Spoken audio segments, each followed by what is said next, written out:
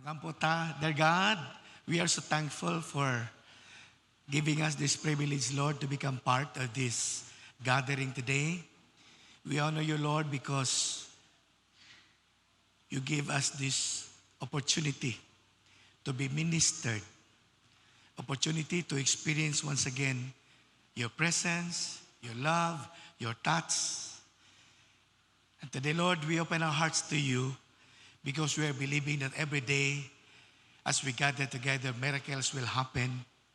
We believe, dear Lord, you are in the business of doing good, doing great things upon our lives. And so today we just continue to entrust our hearts to you. And we just ask, dear God, for your blessing upon everyone.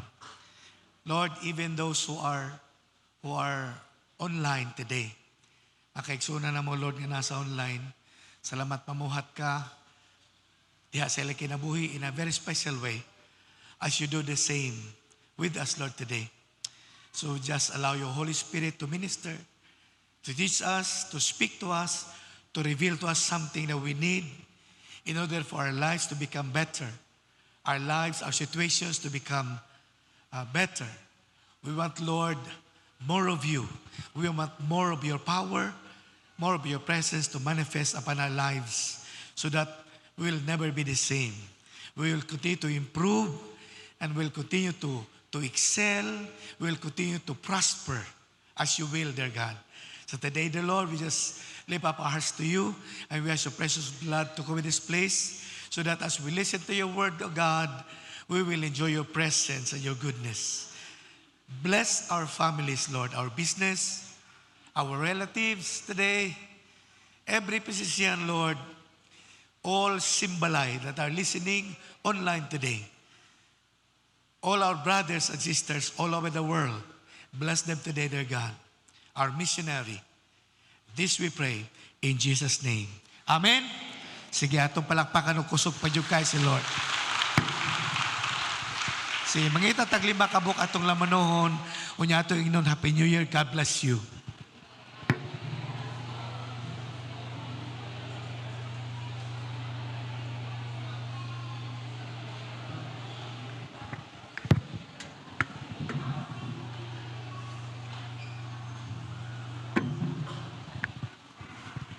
Amen. Sige, salamat sa Ginoo.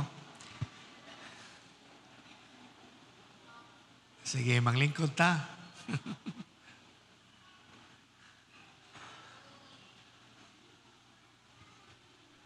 Amen. O, si Ma'am Emma, manggilimutan. Solo lang sa siya karon. Usually, duha sila kauban. Salamat sa Ginoo. Amen. So okay na ta? Andam na ta?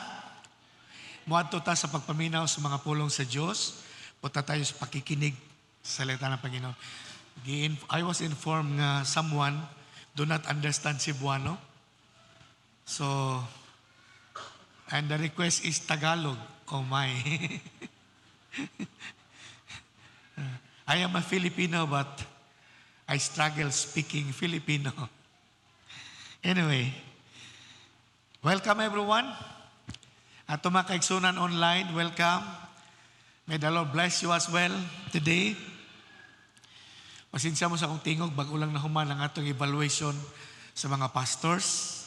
Kagahapon, nagstay mi sa tungalan natong resort somewhere sa Mabini. So kada tong Biyernes unya Sabado. So we have pastors that we take care. Salamat sa kinabuhi sa mga pastors nga gauban sa tuwa nga gapursigi gayon sa pagtampo sa atong mga pagpaningkamot para mulambo pag yun ang ingharian sa Ginoo. So marami tayong kasamang pastors na inaalagaan natin. Ayan. Nakalahos yan.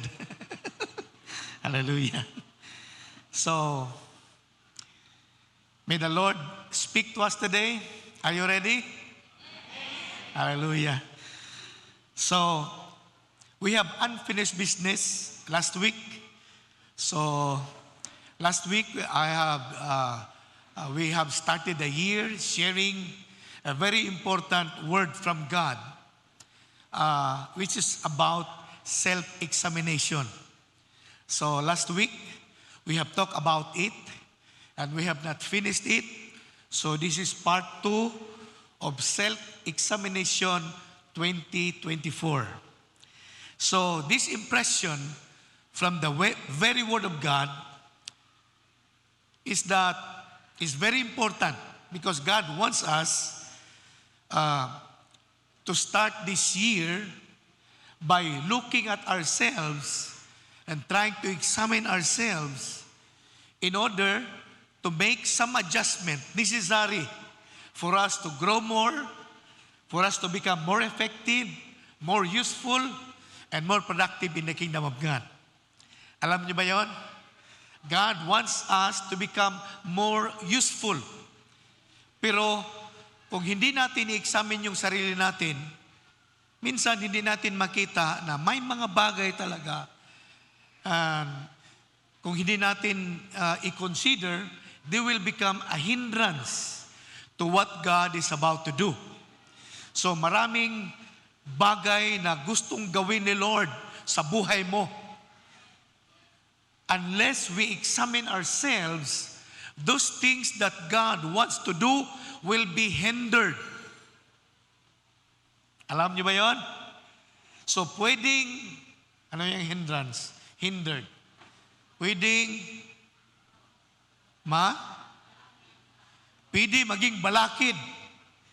No? Balakid. Sa pwedeng gawin ng Panginoon kung merong mga bagay sa buhay natin na negative. Kaya, self-examination will help us look at ourselves and make necessary adjustment in order for us to become more useful in the kingdom of God. Amen. I believe this year, 2024, is a year of greater harvest. It's a year of miraculous. It's a year of miracles. It's a year of greater things that God will pour out upon you, upon your family, and upon your ministry. Kaya, as we start the year, we need to examine ourselves thoroughly. O, kuhitin mo yung partner mo. Sabihin mo, get ready. Let us enjoy examining ourselves. Amen. Through the lens of the Word of God. Amen. So, 1 Corinthians chapter 11 verse 28, part ng verse natin na binasa natin last week. Ito ang sabi, you should examine yourself. So, kinat ko lang, pero ito ang sabi, that is why you should examine yourself before eating the bread and drinking the cup. This is about communion. So, nang sinabing, you need to examine yourself, it was the time before we take communion. Marami kasing tao, hindi nila alam. Akala nila, yung communion, simpleng gawain lang. No, it's very important. Kaya ang sabi ng Bible, if you eat the bread that symbolizes the body of the Lord Jesus Christ and drink the cup that symbolizes the blood of Jesus Christ, if you eat and drink it unworthily, judgment will come upon you. Yun ang sabi ng Bible.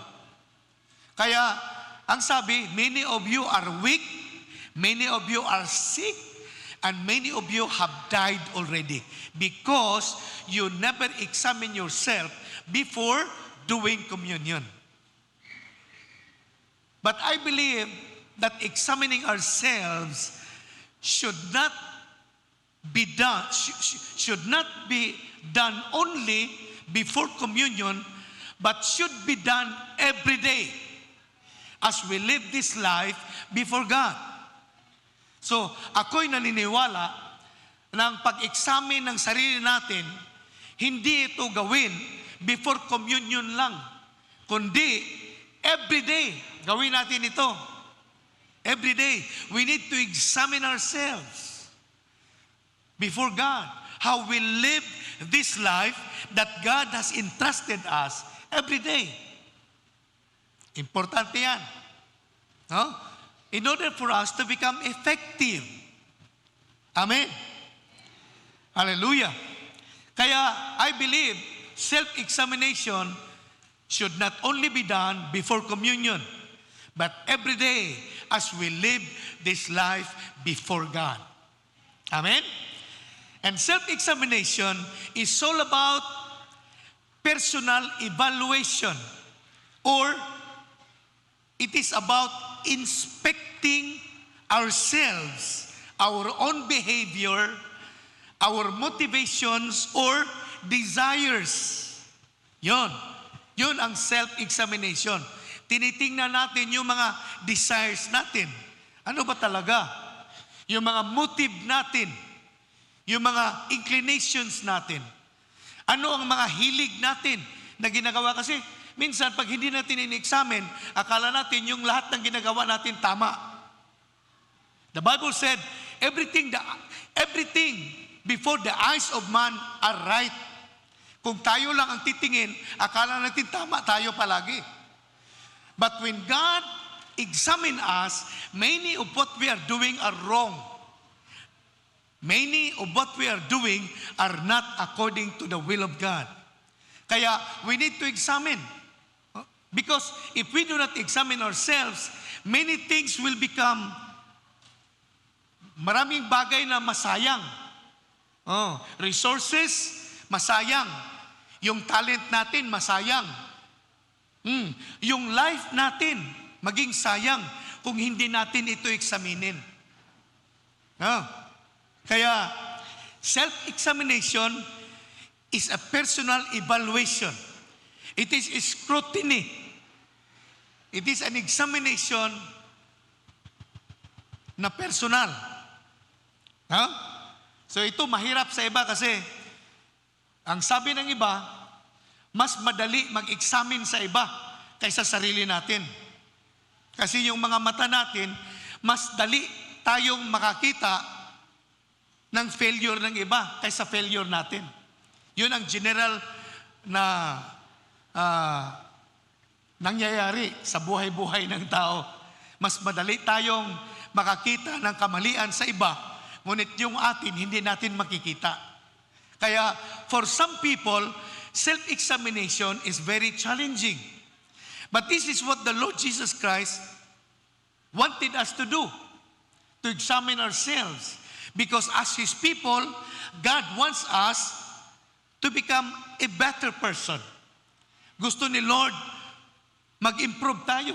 Kasi ang sabi ng Bible, we are the light of the world. So kung tayo ay kahayag, ano yung light? Kung tayo ay ilaw, dapat iilaw tayo. Pero kung hindi maayos yung buhay natin, anong klaseng ilaw? Kaya, self-examination is very important. And in order to do a proper, a thorough, a concrete self-examination, we need to ask ourselves questions.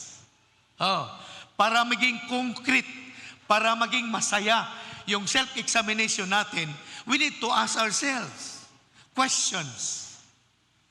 So, pinag-usapan natin ito last week. So, mga questions, kumustahin natin yung sarili natin. How is your relationship with the Lord? Are you close or distance? So, yung relationship natin kay Lord, malapit ba o distansya? Kasi maraming Christian ngayon, hanggang ngayon, malayo talaga kay Lord. Kasi they will remember God only if they are sick. If they have no more ideas what to do in their situation, diyan pa lang sila lalapit sa Panginoon. Kasi sabi ng doktor, 1 week ka na lang. Doon, lalapit na sila kay Lord. Kasi sabi ng doktor, miracle na lang ni Lord ang kailangan mo. Wala na kaming magagawa para sa'yo. Tapos kung marinig natin yon, wala na tayong chance, si Lord na ang patutunguhan natin. Kaya, for many people, even some Christians, si Lord, last option na lang. Yon. Pero hindi dapat. Dapat si Lord, sa buhay natin, palagi siyang priority. Siya talaga dapat ang first option natin. Kasi siya ang lahat. Siya ang lahat sa buhay natin. Wala tayo kung wala si God. Do you believe that? Kahit marami kang trabaho, kahit malaki yung negosyo mo, kahit pogi ka, katulad ko, pag wala kang Lord sa buhay mo, you are nothing. Sorry. Ano palang nasabi ko? Sorry. Kaya, kumustahin natin palagi yung relationship natin kay Lord. Kumusta ka? Malapit ka ba kay Lord? O patingin-tingin lang sa malayo?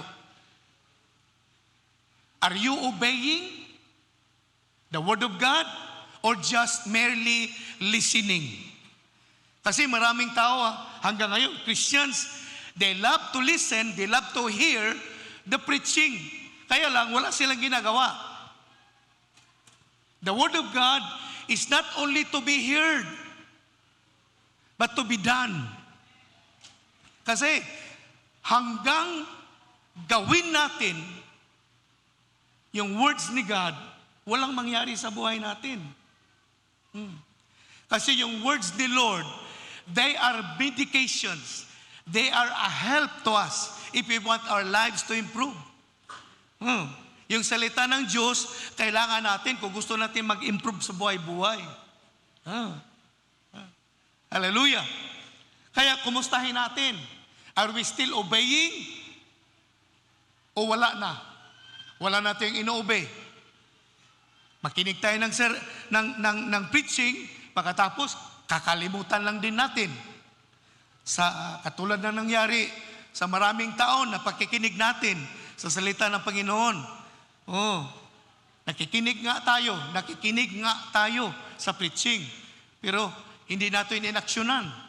Kaya yung buhay-buhay natin, palaging ganun lang. Sino dito gusto mo mag-improve ang life mo? Yan. Our lives will improve when we do the Word of God. When we obey the Word of God. Kaya tanungin natin, yung sarili natin, are we spending time with the Lord? Are we reading His words? Are we praying? Nag-pray ako, pastor. Ilang minutes? 2 minutes. Kaya nga, huwag kang magtanong, bakit maliit lang ang blessing? Kasi ang prayer natin maliit din. If we want more of God, we need to spend more time with Him. Amen? Amen? If we want more good things to come, we need to be with the source of those good things. And He is God. Amen? Walang imposible sa Diyos. God can do everything more than we desire. God can give us more than we ask. If we only come to Him in prayer. Kaya kung gusto mo, magbago yung negosyo mo, yung buhay mo, we need to spend quality time with God. Kaya tanungin natin, nagpipray ba talaga ako? Nagpipray ako, pastor, 3 times a day. Very good. Tuwing kakain lang. Nako, kung ang prayer mo tuwing kakain lang, kulang yan. Because we have so many things we ask of God. Maraming bagay na dapat natin ilapit sa Panginoon. Because we are living every day. We are going everywhere. We need God's protection. We need God's grace. Amen? We need more of Him for us to be away from any sin that will bind us. No? Maraming bagay sa buhay na mahirapan talaga tayo kung wala ang presence ni God sa buhay natin. Kaya maraming tao, they are just surviving. Oh, maraming tao nagsusurvive lang everyday. Oh, kasi mahina kasi ang presence ni Lord sa buhay nila kasi wala silang time kay Lord. Kaya itong mga bagay na ito, itanong natin sa sarili natin. Amen. These are some of the many questions that if we consider it very seriously, asking ourselves using this question can help us make a personal correction so we can live this life effectively and productively for the glory of God. So kung tinatanong natin yung sarili natin seriously, using some of these questions, aangat ang buhay natin one day. Oh, hallelujah. That's why the Lord give us the best advice. In Matthew chapter 7, verse 5. Pakilagay nga. Matthew chapter 7, verse 5. Ito ang pinaka-advice ni Lord sa atin. Sabi niya, hypocrite. Ano yung hypocrite? Ano Tagalog niyan? Hypocrite. Maot. Sabi ni Seba na maot. Hoy, maot. Ano yung hypocrite? Outwardly, they are okay, but inside not. Hypocrite. If you look at them, yes, they are good, they are nice. But if inside, they are not. They backbite you if you're not around. Yun ang hypocrite. Ginagawa na, ang kanilang ginagawa, hindi talaga yung totoong buhay nila. Hypocrite, yun. Sabi ni Lord, hypocrite. First, yung natago na letter, first yun.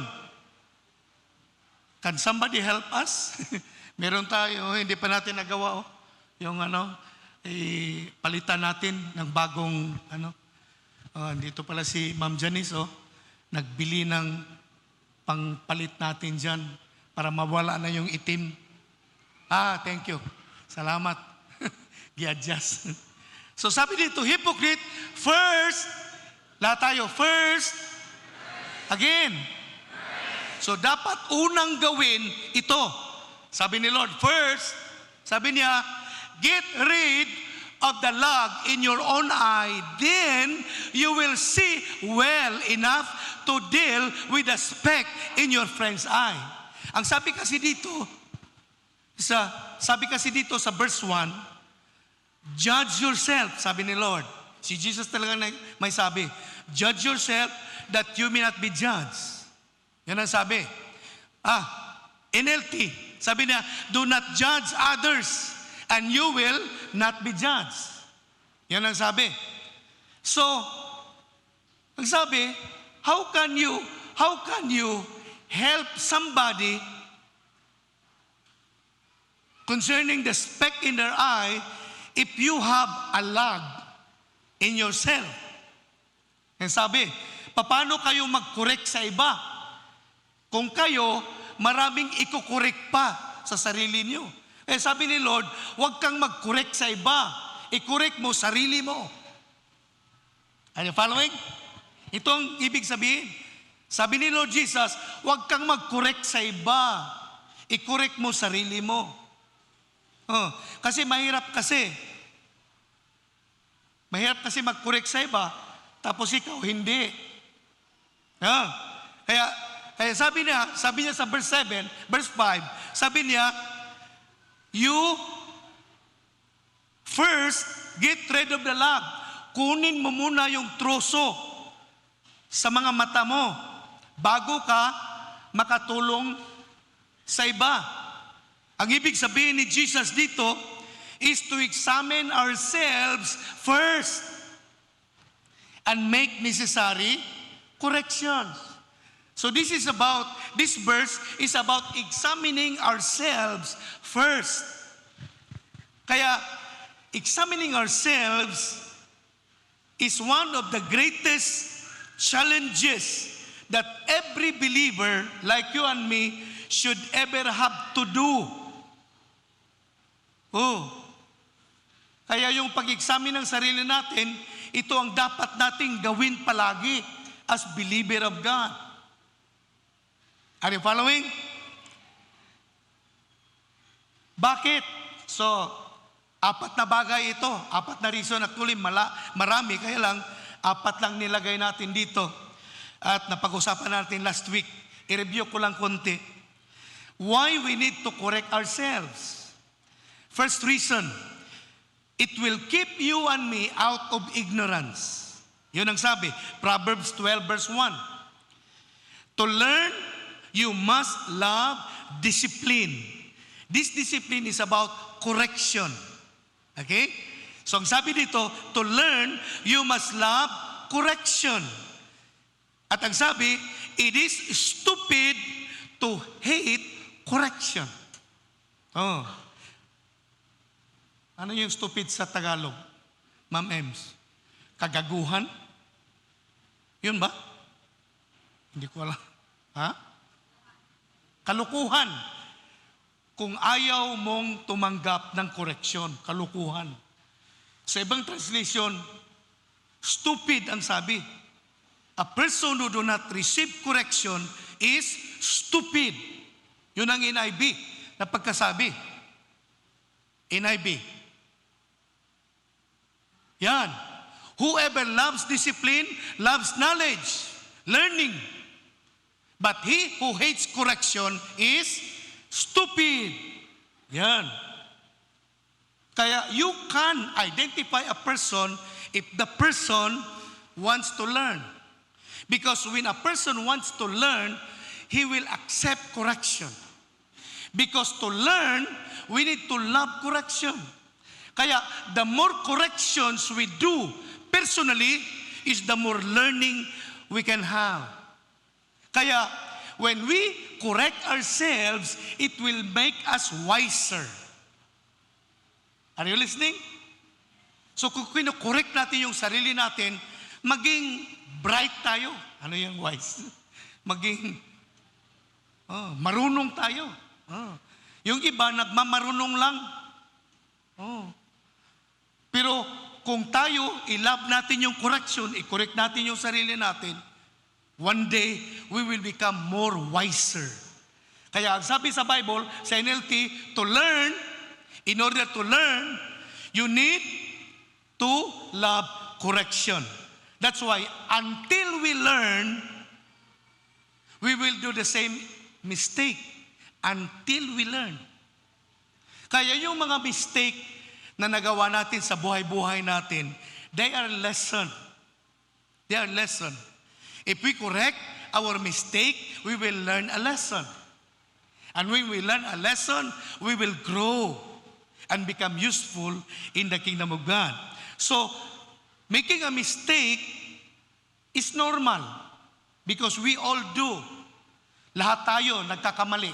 Tama ba? Lahat tayo nagkakamali. Making mistake is normal. But not learning the mistake is abnormal. Kaya yung mga mistake na wala tayong na-learn sa mga mistake natin, babalik at babalik yan. Kaya kung the same yung ginagawa natin sa ginagawa natin noon, the same pa rin ang buhay natin. That's why we need, when we examine ourselves every day, we are growing every day. We are learning every day. That's why, first reason why we need to correct ourselves, because it will keep us out of ignorance. Number 2, it will keep you prosperous. Masaya dito. It will keep you prosperous. Proverbs 13 verse 18. If you ignore criticism or correction, you will end in poverty and disgrace. If you accept correction, you will be honored. So ang sabi ng Bible, this is telling us that some things in this life we need to correct for us to become prosperous. Alam nyo, merong maraming bagay sa buhay natin na kung hindi natin i-correct, yun ang maghinder sa pag-prosper ng buhay natin. Kaya sabi ng Bible, if we love correction, we will prosper. Amen. Kaya importante talaga i-correct natin yung sarili natin so that one day we will live a life of prosperity. Isa sa kinorek namin sa buhay namin, yung giving namin. Na-share ko na last week. Sa umpisa, sa hindi ko pa alam ang principle ng Bible about prosperity. Sa akin, yung mga offerings, yung tithes, hindi ko ginagawa yon. Kasi hindi ko naintindihan sa umpisa when I was a young Christian. Yung bago pa akong naging Christian. So, hindi ako nagtatay, hindi ako nagigibing. Kung nagbibigay man ako, yung pinaka maliit sa bulsa ko, yon ang binibigay ko. Pero nang nabasa ko ito at naintindihan ko, kinurek ko yung giving ko. Kinurek ko yung giving ko kasi sabi ng Bible, if you sow sparingly, 1 Corinthians chapter 9, ata yun, verse 6, if you sow sparingly, you will reap sparingly. But if you sow bountifully, you will reap bountifully. Yun ang sabi ng Bible.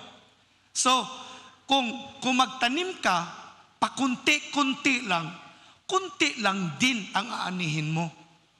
Kasi yung giving, parang pagtatanim yan. But, sabi ng Bible, if you give bountifully, if you sow, kung magtanim ka ng marami, marami kang aanihin. Kaya imposible talaga yung magbigay ka ng kunti, tapos yayamanin ka ni Lord. Imposible yun. Hello? Imposible i-honor mo si Lord sa kunti lang na seed. Tapos yung dream mo, yayaman ka. Imposible yun. Ang posible, gusto kang aani ng marami. Magtanim ng marami. Kaya yung testimony namin, sa pera namin sa bangko, sinisave talaga namin for many years. Kasi gusto namin gagawa kami ng bahay. Pinipray namin kay Lord, bigyan mo kami ng bahay. Hindi lang palagi nakatira kami sa parsonage.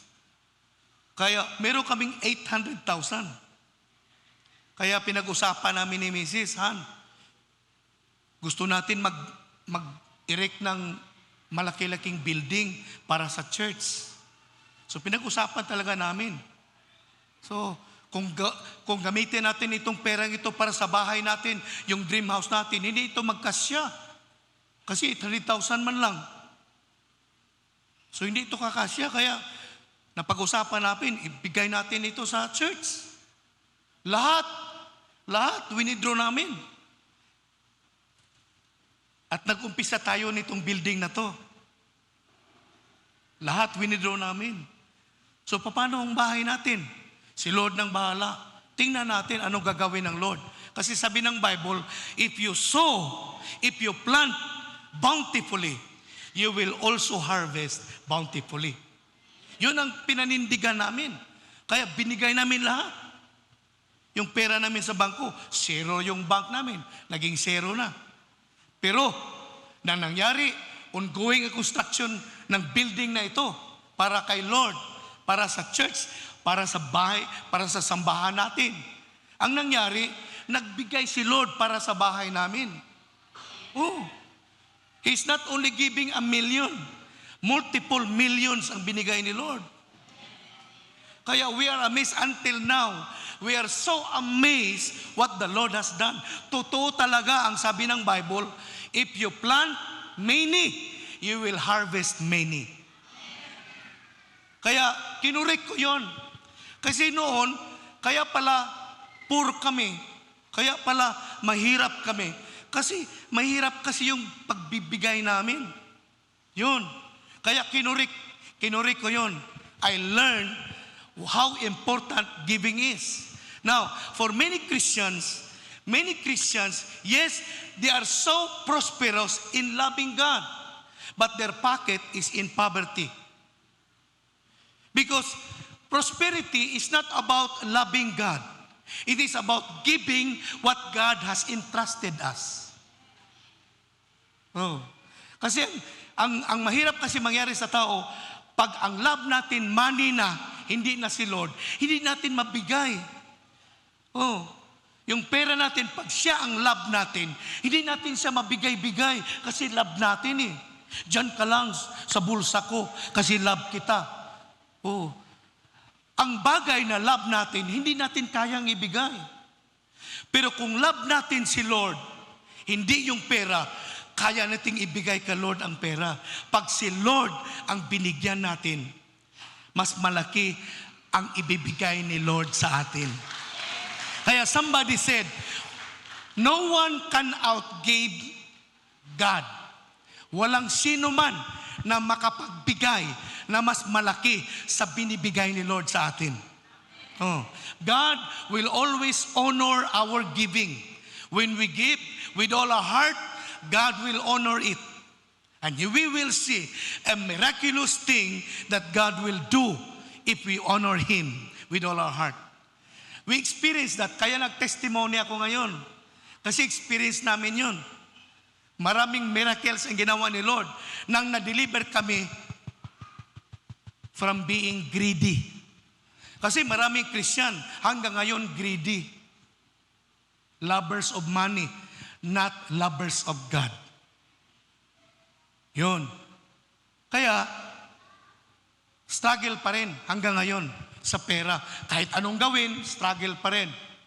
But if we honor God, if we correct ourselves in the area, not only of loving God, but in giving for the glory of God, you will see what God can do in your finances. Hallelujah. I share you this as a testimony. As a testimony. Hallelujah. So, self-correction has something to do with prosperity. When we correct ourselves, prosperity will come. Number 3, third reason why we need to correct ourselves, to keep us in line with the will of God. To keep our lives in line with the will of God when we correct ourselves. Proverbs 10, verse 17.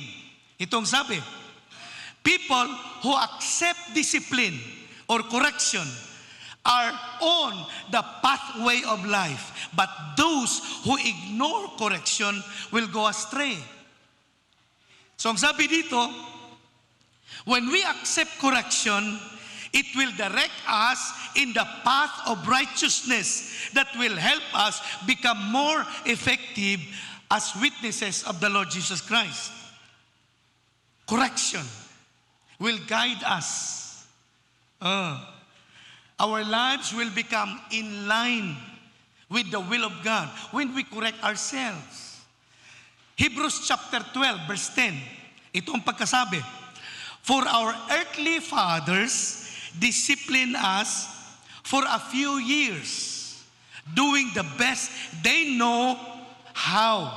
But God's discipline or correction is always good for us, so that we might share in His holiness.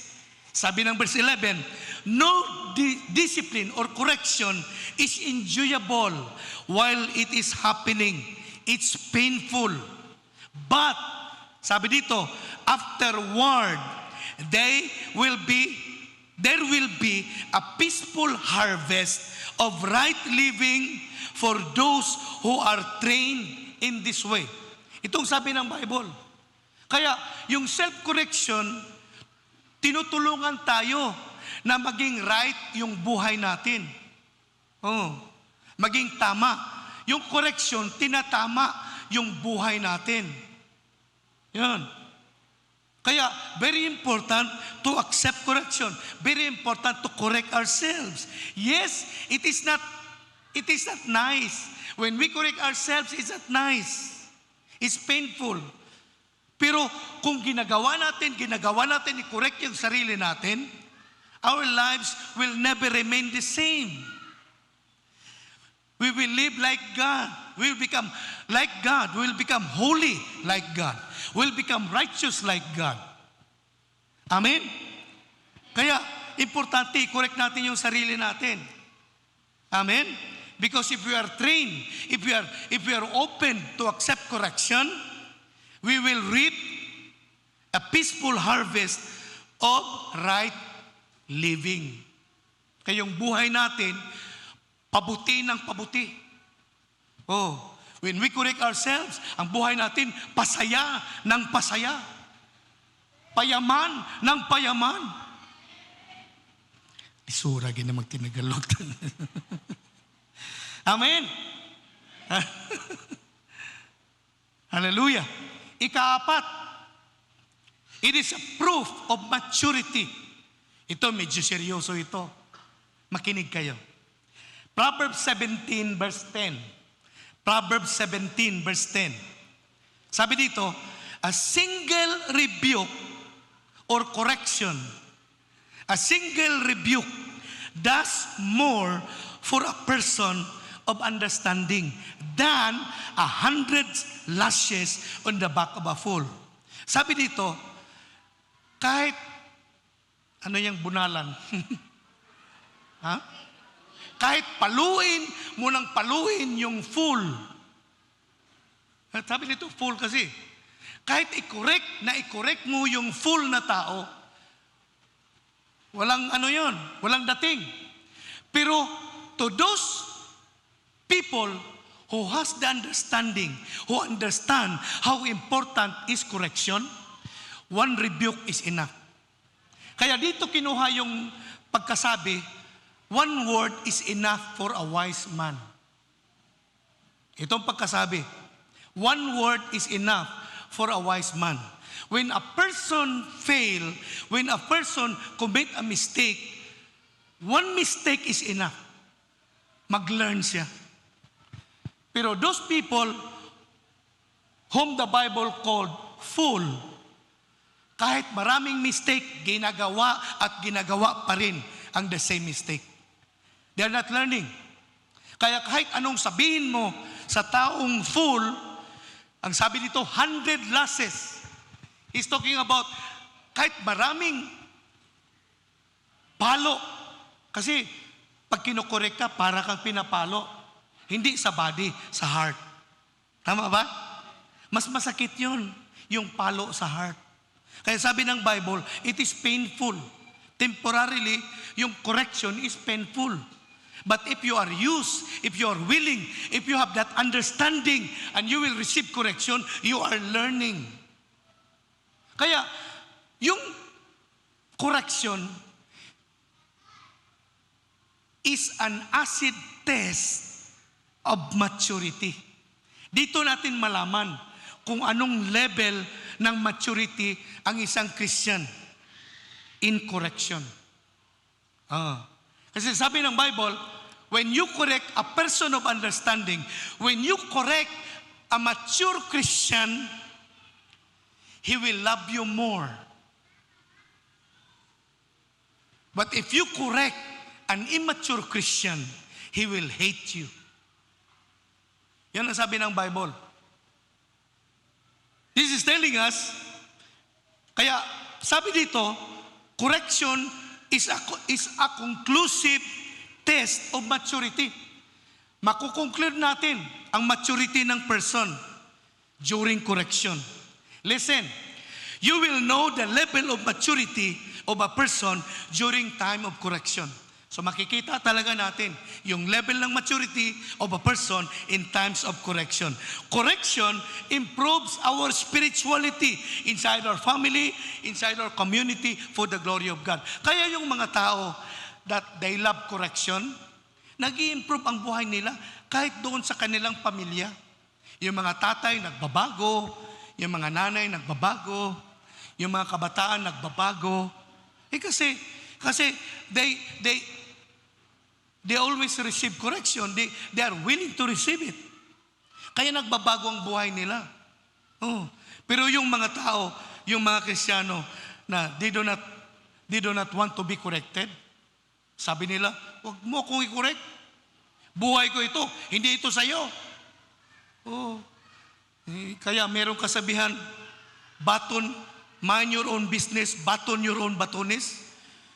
Maganda pakinggan, pero hindi yan correct. Sorry to tell you. Hindi kasi dito sa family ni Lord, nagtutulungan tayo. Oh. Kaya kung makita natin na saan na natipas sa landas, nalihis na, Brad, tabagi ko Brad ha? Kaya makita natin yung isang kapatid na nalihis ang landas, kinukorek natin, tinatap natin, kapatid, huwag ganyan. Mahirap yan. Oh, mahirap yan. Hindi yan makakatulong sa iyo. Oh, dito tayo. Itong gawin natin. Di ba? Oh. Pero yung iba, huwag mo akong pangunahan. Buhay ko ito. Kaya sabi ng Bible, they are full. They are full. Kahit anong gawin mo, hindi talaga sila makinig. Gagawa sila kung anong gusto nila. But to a man of understanding, yung tao na tinawag at pinili ng Panginoon, makikinig sila at makikinig ng koreksyon. Kasi yung koreksyon improves our lives. It improves us. It improves our service to God. It improves our dedication to God. It improves our devotion to God. Amen? Hallelujah. Kaya, we need to love correction. We need to correct ourselves. Amen? Amen? Talagang marami pang reason. Kaya lang, paano natin gagawin ang pag-correct ng sarili natin? So, steps to self-correction. Number 1, anong mga steps ng self-correction? Number 1 is recognizing our own mistake. Yun ang number 1. What are the steps to self-correction? Recognize our own mistake. 2 Samuel chapter 12, verse 13. Ang sabi dito, then David confessed to Nathan, I have sinned against the Lord. What does it mean? David recognized his mistake. Paano nangyari ito? Isang araw,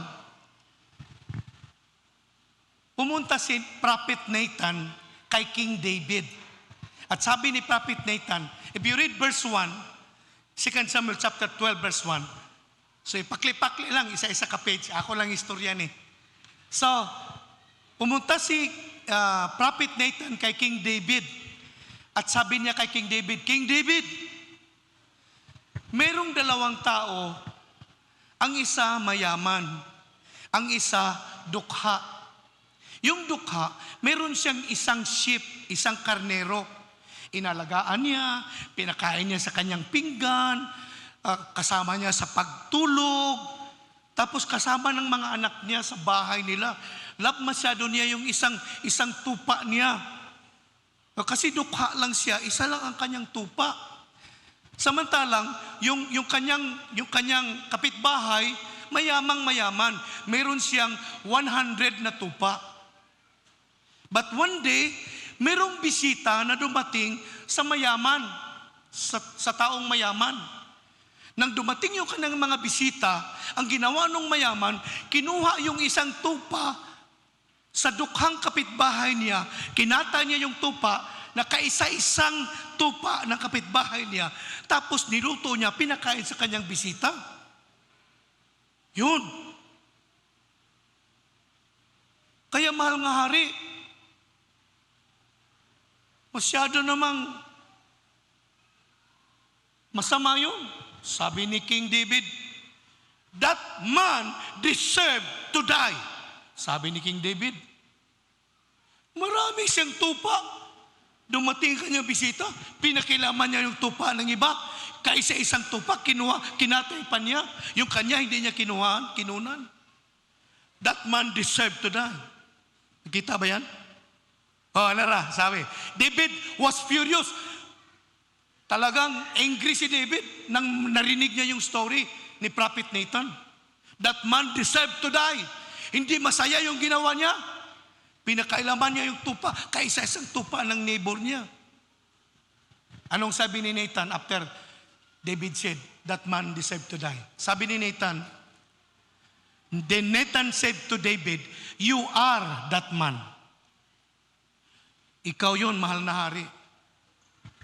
Kasi ang nangyari dito, before this thing happened, si David, meron siyang isang general sa kanyang sundalo. Meron siyang top generals. Kaya they conquer many war, many battles. Kasi makisig yung mga generals niya. At isa sa kanyang general, yung Hittite na ang pangalan si Uriah. Si Uriah, meron siyang magandang asawa. Na one day, during war, during battle, David rested in his palace. Doon siya sa top na portion ng kanyang palace. Nang nanood siya sa labas, nakita niya naligo yung asawa ni Uriah. And David was so impressed with the beauty of the wife of Uriah. Kaya yung heart ni David naging selfish. Kaya sabi ni David, kunin ko yung asawa ni Uriah. So para walang problema, dapat mamatay itong si Uriah. So ginawa niya, isang general, inutusan ni David na ipa-advance mo si Uriah, ilagay mo doon sa front ng battle. Di na patay. Kasi doon sa front kasi nilagay. So patay si Uriah para makuha ni David yung asawa ni Uriah. Masama. Diba? Si Prophet Nathan, ginamit niya yung sheep, yung tupa. May kaisang tupa, kinuha niya. Samantalang si David, marami man siyang asawa. Kinuha pa niya yung isa. Ang sama naman. David said, that man deserved to die. Sabi ni Nathan, you are the man. Ikaw yung David. Ang sama ng ginawa mo. So ano nangyari? Ano nangyari kay David? Sinabi niya, Hindi ko yung ginawa. Wala akong ginawang masama. Hindi. Sabi ni David, tingnan yung verse 13. And David confessed to Nathan, I have sinned against the Lord. Ang nakakaiba kay David to other people, what makes David different from other people? David recognized his mistake. Yun ang kaibahan. Kaya David was called a man after God's own heart. Yes, David made many mistakes. Pero ang kaibahan ni David, kahit marami siyang mistake, kahit marami siyang sin sa buhay niya, ang kaibahan ni David, David recognized his mistake. Yun ang kaibahan ni David. So, a mistake is not just breaking one of the commands of God, but failing to obey God. Yung isang mistake is not just breaking the command of God, but disobeying God. A mistake is disobedience to God.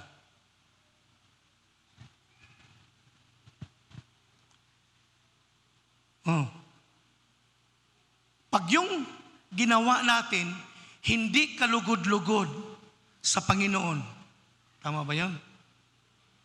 We are disobeying God personally. So, listen to this.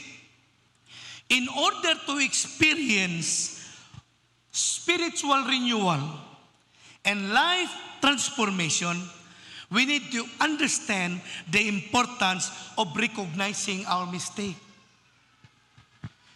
Para maranasan natin yung pagbabago sa buhay natin, kailangan i-recognize, tanggapin natin yung mga mistake natin. Kasi pag hindi natin tanggapin, if we do not recognize our mistake, we will remain that way. Kaya maraming Kristiyano hindi nag-grow. Kasi hindi niya nire-recognize yung kanyang mistake. Akala niya, okay lang yan. Mas masama pa yung iba kaysa sa akin. Hindi pasamaan dito. Hindi pasamaan. Kahit maliit na mistake, pareho lang din yun sa malaking mistake. Kasi ang tawag sa Bible niyan, sin. Either it's big sin or small sin, they are the same. Sin. Amen. Kasi minsan makinig natin, maliit man lang yung nagawa ko. Okay lang yon. Si God naman is love. Oo nga, love nga si God. But if we do not recognize our mistake, we can never receive forgiveness from God. We will never grow. Are you following? Seryoso, no? Seryoso siya. But this is the first step for us to correct ourselves. We need first to recognize our sin. Pangalawa, acknowledge our mistake. So, steps to self-correction is not only to recognize our mistake, but to acknowledge it. Tanggapin. Psalms 51 verse 3. Sa New King James Version, Psalms 51 verse 3, itong pagkasabi, "For I acknowledge my transgression, my sin, and my sin is always before me." Hanggang hindi natin tanggapin ang pagkakamali natin, yung pagkakamali natin palaging dala-dala natin. Yan ang sabi, and my sin is always before me. O yung mga mistake ko palaging kasama ko until we acknowledge that we commit a mistake. So, when we talk about acknowledging our mistake, it is not only knowing that we do, acknowledging our mistake is not only doing that we do when we do, but admitting that we do it. Akong balikon, medyo katsing lang siya. Ang pagdawat sa atong mga sayop, dili lang ni kay nakahibaluta sa atong gibuhat, sa dihang gibuhat nato kini, kundili atong giangkon nga gibuhat nato kini. Mao ni gihimo ni David, giangkon niya. So when we acknowledge our sin, it is not only knowing that we do, when we do, but admitting that we do it. Amen? And this is what also makes David so different from other sinners. Because David admitted his sin and therefore he was forgiven. Pambinaw pag-ayo, mga igsoon ani. Sins, whether small or big, can be forgiven. But there is one kind of sin that cannot be forgiven. Sin that is not admitted. Akong Osbon, lahat ng kasalanan pwedeng patatawarin ng Panginoon. Pero may isang klase ng kasalanan na hindi talaga mapapatawad ng Panginoon. Ano yon? Yung sala, yung sin na hindi natin inaangkin. Yung mga sala na hindi natin tinatanggap, hindi natin ina-admit, yun ay hindi mapapatawad. Kung gusto natin mapatawad kahit anong sala, kahit anong kasalanan, we need to admit it. Kaya nga, if you notice, when we lead people to a sinner's prayer, part talaga ng prayer natin, inom naman ninyo, Ginoo, akong giila ang akong pagkamakasasala. Ano na siya? Because God cannot forgive a person who do not accept that he is a sinner. Are you following? Kaya yung admittance, yung pag-admit ng mga mistake natin, importante para sa kapatawaran ng mga kasalanan natin. Kaya the more you admit, the more you are forgiven. Are you following? Hallelujah. 1 John chapter 1, verse 8.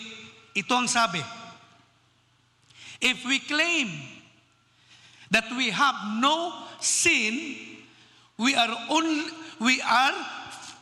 only fooling ourselves and not living in the truth. Pag sinabi natin na wala tayong mistake, wala tayong kasalanan, we are only deceiving ourselves. Niluluko lang natin yung sarili natin. Pag sinabi natin, wala akong kasalanan. Sinong niluluko natin? Sarili natin. Kasi ang totoo, makasalanan tayo. Tama? Makasalanan tayo. Iwan ko sa inyo, ako ina-admit ko, makasalanan ako. Iwan ko sa inyo. Ako, makasalanan ako. Kaya, sabi ng Bible, if we claim we have no sin, we are only fooling ourselves and not living in the truth. But, verse 9, look at verse 9, but, ito ang turning. So, kung hindi natin tatanggapin na may mistake tayo sa buhay, we only deceive ourselves. Ngunit, but, if we confess, now listen to the word if, kasi, depende sa iyo. Kung a-admit ka, if kasi yung nilagay dito, if, kung mag-admit ka. So what will happen if you admit? Kung tanggapin natin yung mga kasalanan natin, anong mangyari? If we confess our sins to Him, to God. For what reason? Because we do not only know that we do it, but we admit that we do it. Anong resulta?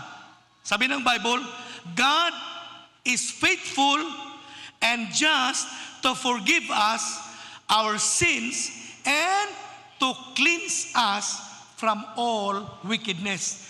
I want you to listen good. Paminaw pag-ayo.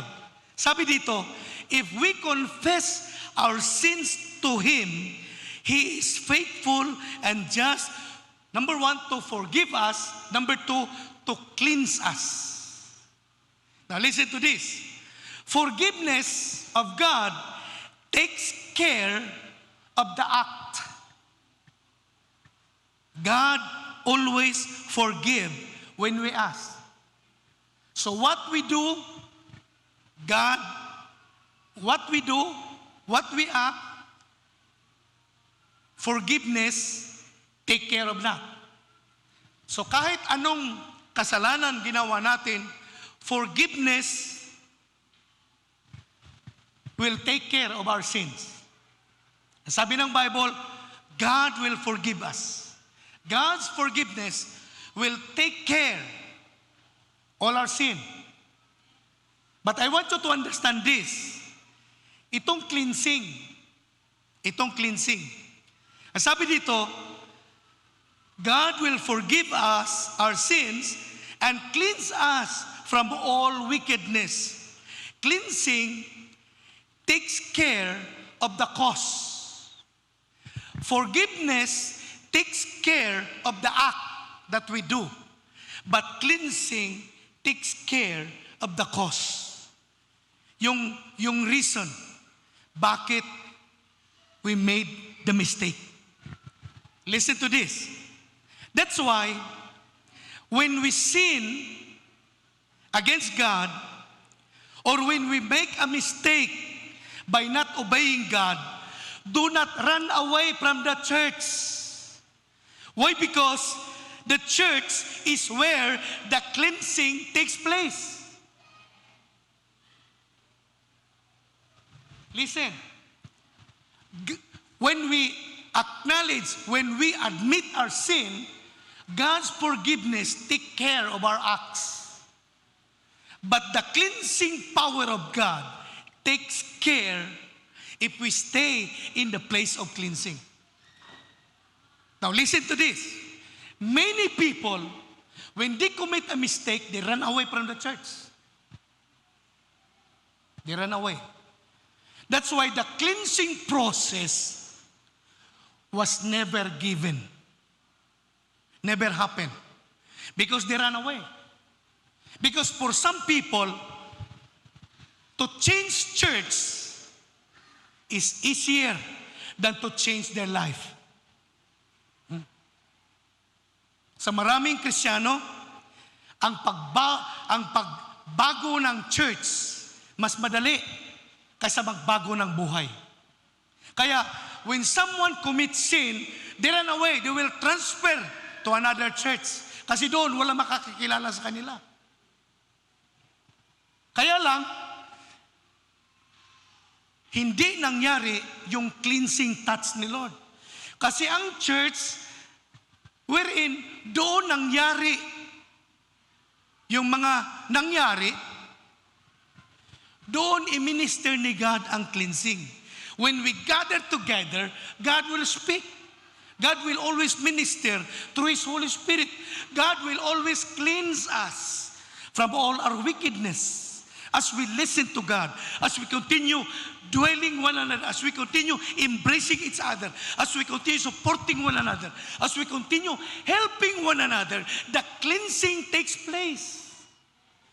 But if we run away from the church when we make a mistake, cleansing can never be ministered. Kaya hindi mangyari yung cleansing. So, yung merong mga Christian na kung i-correct mo, mag-transfer yon. Kasi doon, walang mag-correct sa kanya. Kaya ang cleansing never happen. Kaya yung mga Christians na patalon-talon sa mga churches, hindi yun mag-grow. Hindi yun maging useful. Minsan ginagamit sila kasi hindi alam ng church na pinuntahan nila yung kanilang mga lihim. Ginagamit sila. But the same as well. Kasi kung marumi ang buhay natin, marumi dun din yung ma-disciple natin. Kasi kung anong itinanim, yun din ang aanihin. Kaya, itong verse na ito, ang gusto ni Lord na talagang malaman natin, if we admit our sins, God is faithful to forgive us our sins and to cleanse us. So the cleansing happens inside the church. Kaya, if ever we make a mistake, do not run away from the church. Stay and let the grace of God minister cleansing to you.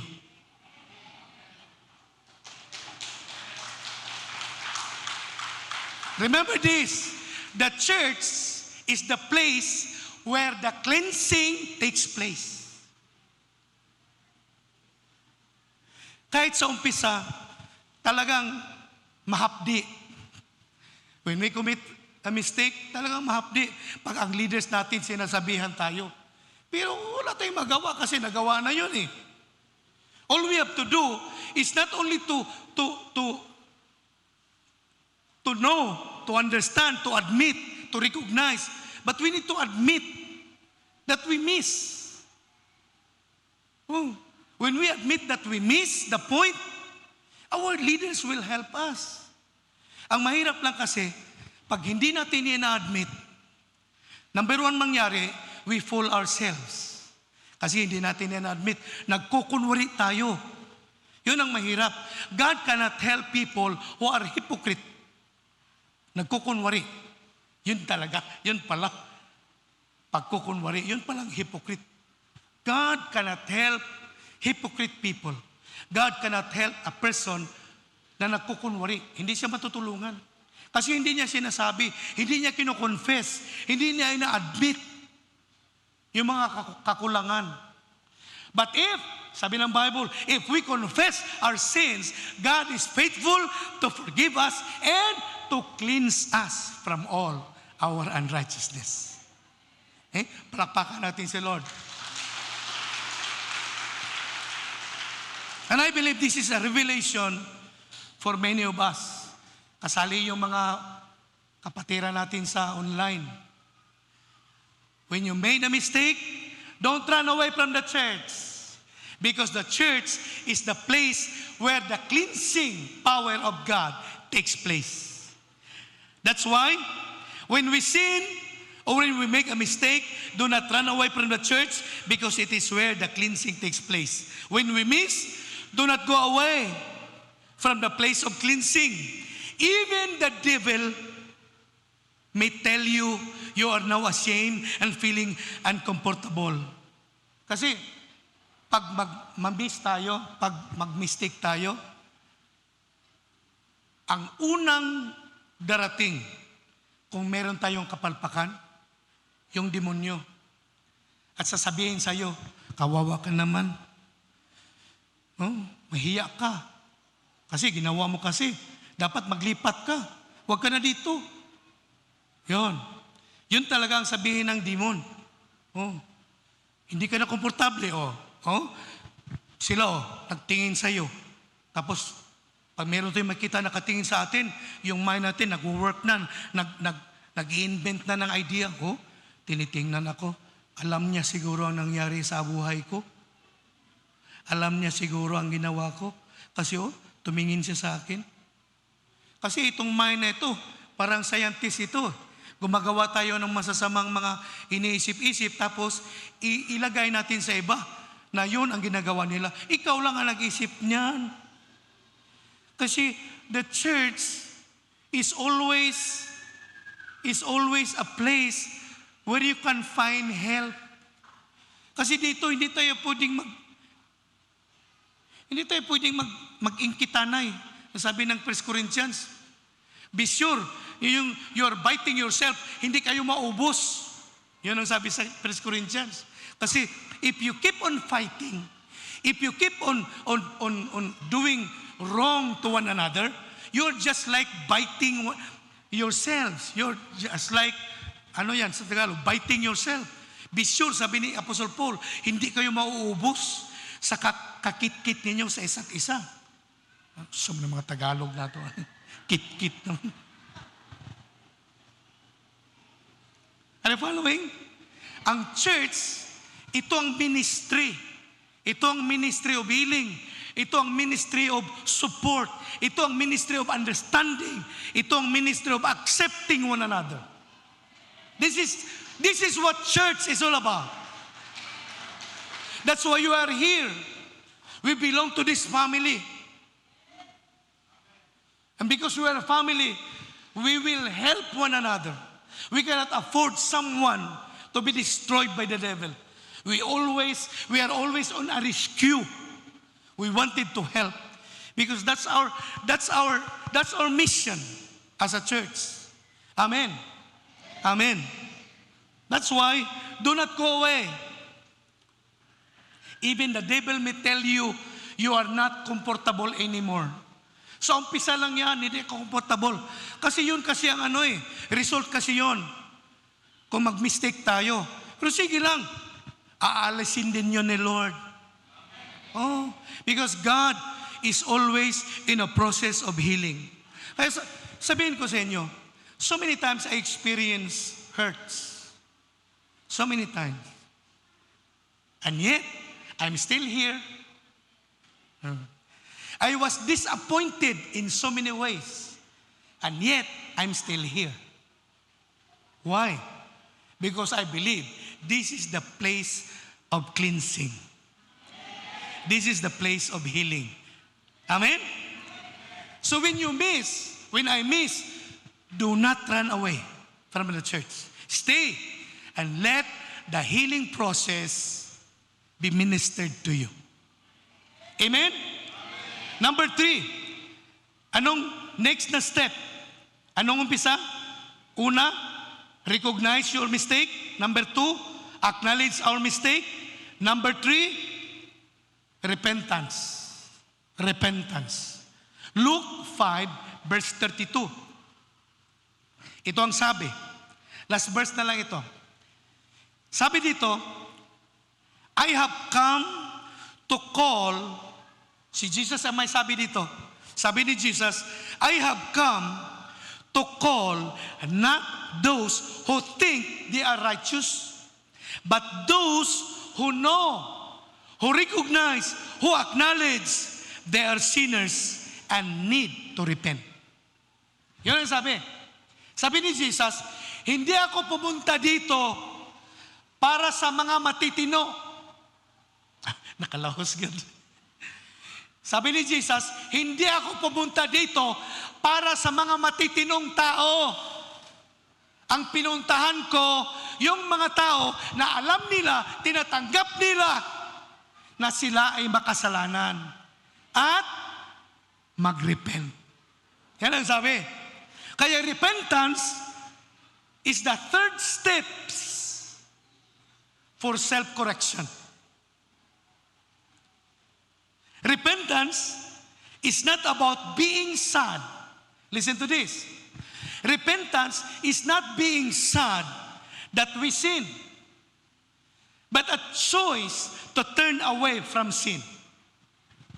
I will say it again. So, ng repentance lang? Tagalog. Pag hinulsol, ha? Pagsisisi. Yan. Ang pagsisisi ay hindi ito sad tayo kasi nagkasala tayo. Feeling sad? No. Because feeling sad is not repentance. Sayang, nagmahay ako kasi nagawa ko yun.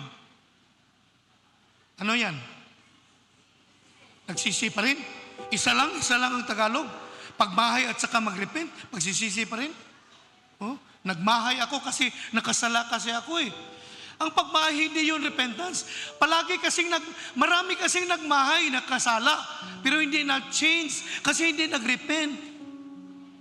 Maraming sad kasi nagkasala siya, sad masyado siya. Pero maraming sad na tao hindi nagbabago kasi hindi siya nag-repent. Being sad that we sin is not repentance. Because repentance is a choice to turn away from sin. You hear that? When we repent, it means we turn our back from sin. Example, dito ako, nakatingin. I'm a sinner, I'm a liar. Tapos gusto ko mag-repent, Lord, forgive me. I acknowledge my sin. Lord, I confess all my sin. I repent, Lord. So anong repentance? Turn away from sin. Yun. Tatalikuran ko kasalanan ko. Doon pa ako magbago. Kasi ang problema ng maraming Christian, iniiyak kanila yung kanilang kasalanang nagawa. I sin. I commit a mistake. Pero hindi rin magbago. Kukumit pa rin. Kasi ang repentance is not being sad. It's not being sorrow that we commit sin. It is a choice to turn our back from sin. Kaya doon mag-umpisang talagang pagbabago. So ang gagawin ko, Lord, I am a sinner. I am a liar. Lord, I will repent, Lord, from all this sin. So ibig kong sabihin, I choose to turn my back from all this sin. And I will begin to follow you, Lord. Doon ang pagbabago. That's why if we are liar, stop it. And you will see the change that God will do upon you. If you are a thief, nakikialam ka sa hindi iyo. Pag hindi iyo ang cellphone, huwag mong kunin. Pero nakita ko mo, pastor, sa chair, wala mga naghawak. Kahit wala naghawak, may may-ari niyan. Hindi yan sa'yo. Huwag mong pakialaman. Oh. And the Lord will bless you. Oh. Kung hindi yung pakialaman ang hindi sa'yo, God will bless you. Wala ko siya kung cellphone, pastor. Wait upon God. Ask God. God can give you. Kasi yun, hindi yun sa'yo. Huwag mong pakialaman. Noon, ako, sweet ako yan. Ginagawa ko yan. Kahit hindi akin, bahala kayo. Hindi nyo tinignan yung gamit nyo. Akin na yun. Kaya sa bahay, yung wallet ng mama ko, bili ko yan ng sigarilyo. Pag makita ko yan, bili ko yan ng sigarilyo. Kasi ganoon ako kasi. But when I learn about repentance, I choose to turn away. Hallelujah. And God bless my life. Hallelujah. That's why repentance is turning away. Amen. Amen. Hallelujah. Repentance is a choice to turn away from sin. So to repent is to change our attitude, our mindset towards ourselves, towards sin, towards God. We change our mind and agree with God to live according to His will. That is repentance. And real transformation will come. So ang repentance, pag-usap, pagbabago ng pag-iisip yun. Hindi tayo magnanakaw. Hindi tayo palaging nakikihingi. Mag-improve din tayo isang araw. Kasi hindi ko nagagawin ito. Ayaw ko ng mga makasalanan ito. Ayaw ko ng itong mga sala na ito. Ayaw ko na yan. Gagawin ko na. Umpisahan ko na ang pagsunod sa Panginoon. So kung anong sabi ng Bible, yun ang gagawin ko. Alam niyo anong mangyari? Babago at babago ang buhay niyo. Yung mga sitwasyon natin, lilipas at lilipas din. Sa ngayon, medyo apiki tayo. Ano yung apiki? Nagkalisod tayo? Sa ngayon. Pero hindi ka magpabiling ganyan.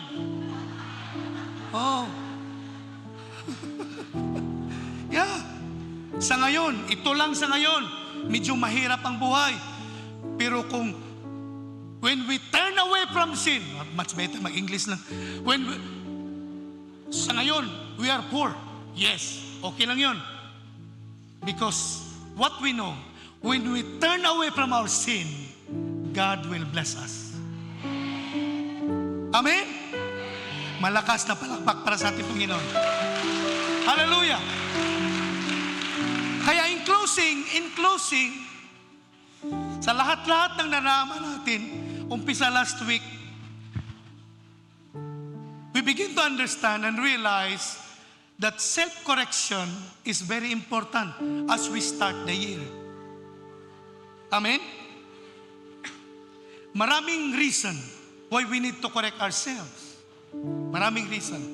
And we learn the steps how to correct ourselves. Kaya assuming, in closing, assuming God will give you another new life to live. Assuming lang ba? If God will give you another new life to live, you can start a new life to live. My question is, would you make the same mistake that you have made in the past? Pananglit lang ba? Ano yan? Halimbawa lang. Kung ikaw ay bibigyan ng Panginoon ng bagong buhay ba? Yung hindi katulad ng buhay mo ngayon. Kung sakali, halimbawa, bigyan ka ng Panginoon ng bagong buhay, a new life to live, would you do the same decision and choices you have done in the past?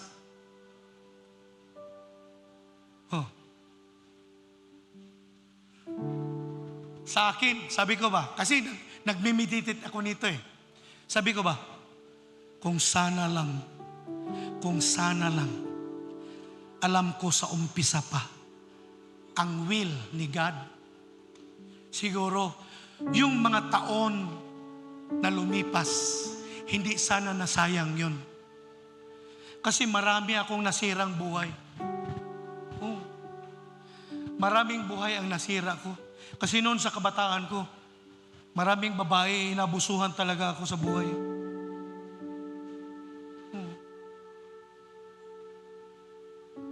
Kahit ganito lang, abusado ito, abusado. And I repent from all those things. I carry those burdens many long years in my heart because I know what I have done. Kaya sa umpisa, when someone lead me to the Lord, as invited me to come to church, sa umpisa, sabi ko sarili ko, can I be accepted by God? Yun ang tanong ko sarili ko. Matanggap kaya ako ng Panginoon? I know my sin. I know everything I have done. Eh sabi ko, matanggap kaya ako ng Panginoon? Kasi when I look back, my past, marumi talaga. Yung past ko. Alam niya ni Ma'am Beth, yung past ko. Marumi talaga. Kayo, mababait kayo. Ako marumi.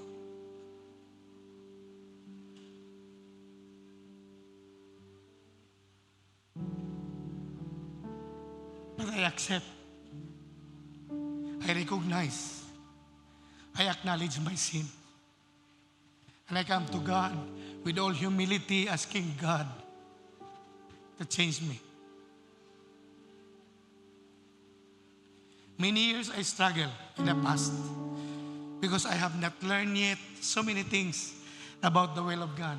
But slowly, as I was growing in the Lord, I began to realize that no amount of sin that God can never forgive. Walang kahit anong kasalanan na hindi pwedeng mapatawad ng Panginoon. What I mean, you may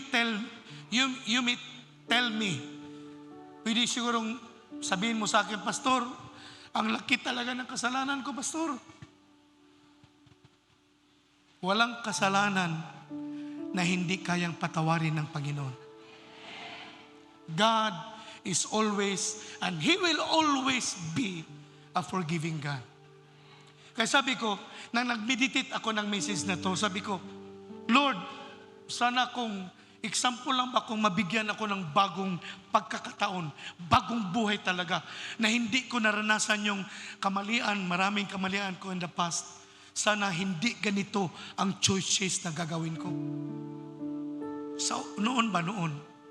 Kaya, when I studied the people in the Bible, tinanong ko sarili ko, example, if Adam and Eve had a chance to live all over again, sin may never enter into the world. Kung sana kung bigyan ng Panginoon ng bagong buhay, bagong pag-umpisa si Adan, sana walang kasalanan ang sanlibutan. Kasi Adam, when he commits sin, they ran away from God. They hide themselves. They were so ashamed that they have done something not right before God. They were so ashamed. They clothed themselves with leaves. Yun, sabi ng Bible, sorry. Ano ba to? Easy. If Adam had to start again, example, God gave him a new life to live, wala sanang makasalanan. Tama ba? Hindi sana pinatay ni Cain si Abel. Remember the story? Cain killed his brother. Sana kung alam lang ni Adan yung choices na gayon, ganon ang result. Sana, siguro ang wish ni Adan noon, Lord, if only I can start all over again, I will never allow my wife to eat that fruit. I will never. Hana. Tama, ha? Oh, another person. If Samson have to live all over again, he would have never lost his two eyes. Kung si Samson, who was blessed by God with so much power, if only nung andun sa silda si Samson, he was in prison, wala siyang mga mata kasi nilugit ng mga kaaway. Wala siyang mata. Siguro part of his prayer, Lord, if only I have another chance to live all over again, I will never let Delilah know my secret. Kumunta si Samson. Siguro part to sa iyang prayer, Ginoo, kung pwede lang, Lord. Kaya dito naman siya nagmahay sa prisuhan. Diba, Dok, no? Parang Samson, no? What a foolish I am. I tell Delilah of the secret of the power of God that has given to me. I told Delilah that my hair should not be cut because I am a Nazarite. I am offered to God. And yet Samson play with Delilah. What happened? You know the story? Samson lost his eyes.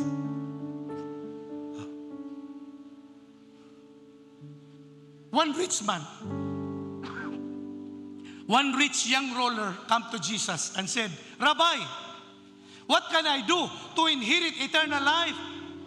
And Jesus said, obey the commandments. I have done it before when I was young. In our Sunday school, I heard those 10 commandments. And Jesus said, one more thing you need to do. Sell all you have, everything you have, and help the poor. What happened? This young ruler turned his back from Jesus, walked away sad. He was so sad because he cannot give his wealth to the poor. He loved his wealth so much rather than loving Jesus. What happened? We never heard another verse in the Bible that talks about this rich young ruler. We never heard about him. And maybe, I was thinking, maybe when this rich man was away, maybe one day he was trying to think, the Lord Jesus has given me a privilege to inherit eternal life. When he told me, help the poor, but I did not obey him. Lord, if you can give another life for me to live again, I will really say yes to you. Now listen to this. Daghan nato dinhi na ginusulti si Lord sa tuwa. Nya tingali hangtod karon gano gihapon ka. Pag simbalay na brad, anak gihapon ka. Sige lang kagno. Kabalo mo, kanang no nato sa Ginoo, tubag nato nga no sa Ginoo, mo resulta na siya og no pod sa atong kinabuhi. Manaingon ko ba? Every time the Lord convict me, I am praying, Lord, allow me to say yes to you every day of my life. Kaya, kining rich young ruler, unta, he would have never walked away being sad if only he listened to the Lord Jesus Christ. Another rich man during the life of Lazarus, kinipod nga tao, yung una-una, rich man. Because when he was alive, before he died, this rich man never helped Lazarus who stay in his gate. Ang kinain lang yung mga mumu, yung Lazarus. Hindi na rin ko sa Bible that this rich man, where Lazarus was sitting in his door, never given Lazarus even a bowl of soap. Wala nakarecord. So, siguro araw-araw nakikita ng rich man ito si Lazarus sa kanyang pangangailangan, pero hindi tinutulungan ng rich man. Nang namatay silang dalawa, this rich man, he was suffering, he was in agony, in hell. And he asked Abraham where Lazarus was there, in the bosom of Abraham. And he asked, Father Abraham, please send Lazarus to me so that his finger can relieve what I feel here. I'm in agony. Sabi ng mayaman, I'm in agony. Sabi ni Abraham, no, walang makakapunta dyan sa kinalalagyan mo. Kasi may malaking pit, bottomless pit. Wala, hindi kami makapunta dyan. At kayo hindi makapunta dito. Kaya kung sa buhay ka pa sa sanlibutan, hindi ka nag-serve kay Lord, dyan ka. Kaya hindi ka na makalipat-lipat pa. Yun. Kaya ang chance natin ngayon, i-love natin si Lord. Kasi pagtatalikod na tayo sa buhay na ito, wala na. Saan tayo patungo? Doon na. So what happened to the rich man? He asked, Abraham, can you send Lazarus to my home? Kasi meron ako 5 kapatid. Pa-share naman ang word. Gawa ng simbalay sa kapatid ko, Father Abraham.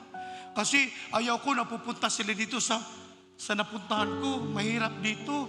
Pwede ba, Father Abraham, magsimbalay sila doon? Pakisabi sa physicians, isimbalay naman yung kapatid ko doon. Yun.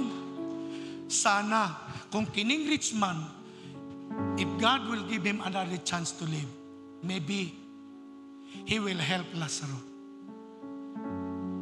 Tama? Kaya tanong ko sa sarili ko, if the Lord Jesus Christ will have to live all over again, if Jesus Christ will have to live all over again, you know what I learned? He will not change anything.